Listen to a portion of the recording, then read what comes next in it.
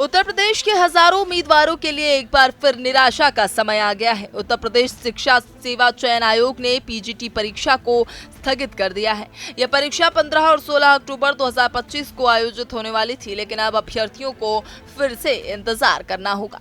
उत्तर प्रदेश शिक्षा सेवा चयन आयोग ने इस फैसले की जानकारी नोटिस के जरिए दी है। आयोग के उप सचिव ने बताया कि परीक्षा टालने के पीछे अपरिहार्य कारण है, लेकिन इसका कोई विस्तृत खुलासा नहीं किया गया।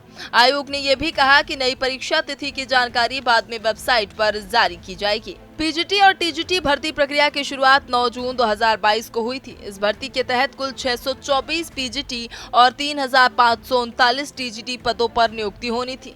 आवेदन की अंतिम तारीख पहले 9 जुलाई 2022 थी, जिसे एक सप्ताह बढ़ाकर 16 जुलाई 2022 कर दिया गया था।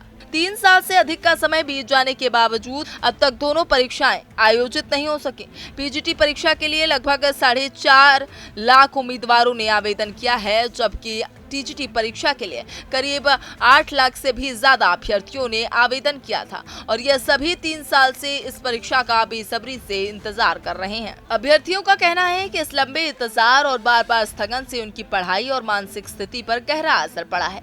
कई उम्मीदवारों ने अपनी तैयारी की रणनीति बार-बार बदलनी पड़ी है। राजनीतिक और प्रशासनिक विशेषज्ञ भी मानते हैं कि भर्ती परीक्षाओं में लगातार देरी से युवा पीढ़ी में निराशा बढ़ती है। वो कहते हैं कि इससे केवल उम्मीदवारों की उम्मीदें टूटती हैं, बल्कि सिस्टम की विश्वसनीयता भी सवालों के घेरे में आती है।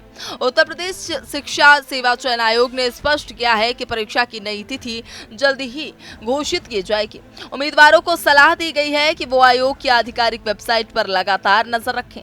3 साल का लंबा इंतजार, लाखों उम्मीदवार और बार-बार स्थगित होती परीक्षाएं। यूपी पीजीटी और टीजीटी की कहानी अभी भी अधूरी है। अब सवाल यह है कि अगली परीक्षा कब होगी और कितने उम्मीदवार अपनी मेहनत का सही फल पा सकेंगे।